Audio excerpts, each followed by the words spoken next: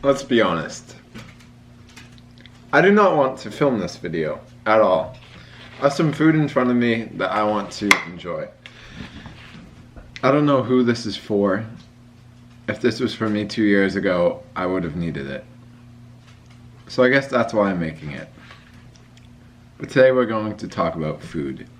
There is a problem with how people my age, college kids, and how I think a lot of the people I know, who I'm not going to say because I don't know their feelings and I don't want to expose them, view food. It has gone from a nutrient and something fun, enjoyable, to something to worry about in the numbers game. And I say this from my own experience, and I say this from seeing people who are very close to me struggling with calories. I set alarms a lot. I see people very close to me struggling with calories. This is actually where the idea came from. My friend reached out and was like, you should do a how many calories I've eaten in donuts for a year. So shout out you, Josh. I'll do that, just not today. And it really got me thinking, why? Why has food gone from a fun social event? And it still is for some people, and if you're one of those people, I'm so happy for you. I really am. But for a lot of people, for myself in the past, I've basically had a food disorder. I'm not going to say I did because I never went to someone and got diagnosed with it, but I think I did. I was always worried about calories, and there was some days where I would fast and then just eat, and eat. Like, I can remember one very specific day. I was taking summer classes in Boston, I think freshman year summer. Yeah, I'm pretty sure. And I ate an apple, and this was my mindset at the time. I'll try to put you in my shoes. I woke up that day and I was like, I really want a pizza from Blaze, but that's, I think, I have it memorized because I did this a lot. It's like 1,300 calories, something like that. And I remember in my mind, I was like, oh, that's 1,300 calories though. I'm gonna gain weight if I eat anything else. And I literally did not eat anything that entire day until like 6 o'clock. And don't get me wrong, fasting's great, it has benefits. Some people do that for their diet. It's not my liking, not my way of life. And I did that. And I walked, keep in mind, not only did I do that, and I absolutely hated it, I walked about 10 miles before because I was so damn paranoid about, oh, this pizza's gonna get me fat. And I was miserable. I was absolutely miserable. And I can just remember the burning of my stomach. You know when you get hungry, like that, is it like hungry and your stomach rumbles, but then you get really hungry and your stomach almost burns? I can remember that feeling just for hours. And I would try to just push it aside because I was so concerned about calories. Am I eating enough? No. Now that's what I'm worried about. Now, am I eating enough? But back then I was worried about, am I eating too much? And I see that with so many people I know. And if you're watching this and you're one of those people, just know, I don't want to use that term, one of those people, because that's not what we're here about. We're not here to exclude or make groups or categories. But if you struggle with this, just know I'm here with you. There's a lot of people that struggle with this too.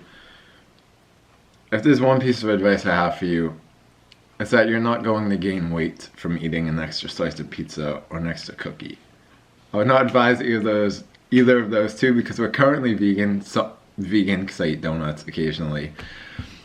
So not really vegan. I like to call myself vegan for my ego. But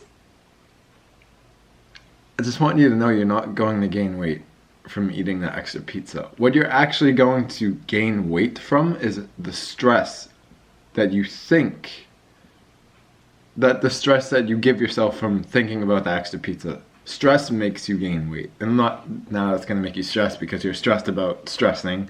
It's a weird thing. But food isn't good, food isn't bad. If there's anything I've learned from my experience of suffering with food and going through intense sugar cravings and just everything is a numbers game. And that was really hard for me because I'm a huge numbers guy in general. And then I throw in food and just looking at the labels of everything on food. Right before I even bought it, I would turn it around, regardless if I even wanted it or not. And I'd look at the label and be like, oh my God, that's 240 calories. Like, I can't have that yet. And I just want you to know, I don't know, this video has been all over the place. But I'm here with you. And I went through what you went through. And if you ever need to talk about it, I'm here for you. And it really helps. I'm not saying you have to make your issues or your problems or whatever you want to call it, them public like I'm doing. But it really helps to tell someone or to talk to someone or to even write it down or to just talk to yourself. I know that sounds weird, but talk to yourself and you'll realize that it's no longer worth your time. Or it might be not as bad as you think it is. So yeah, I just got the impulse to film this. I didn't want to film it, but I knew it needed to be filmed. So if you're one of these people that's watching it and needed to watch this, and you want to reach out, just know I'm genuinely here for you. And I bet all of your friends are genuinely there for you, as is your family. Everyone has their own issues.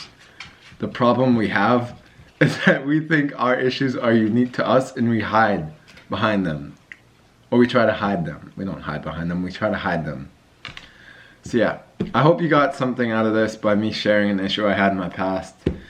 Maybe I can make a follow-up video to the steps I took, the people I talked to, etc., how I got over it. If you'd like that, comment, like, text me, DM me, I don't care. But yeah, I hope you enjoyed.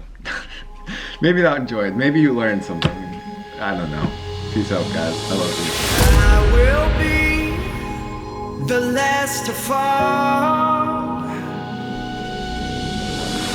I won't shed a tear for them to see.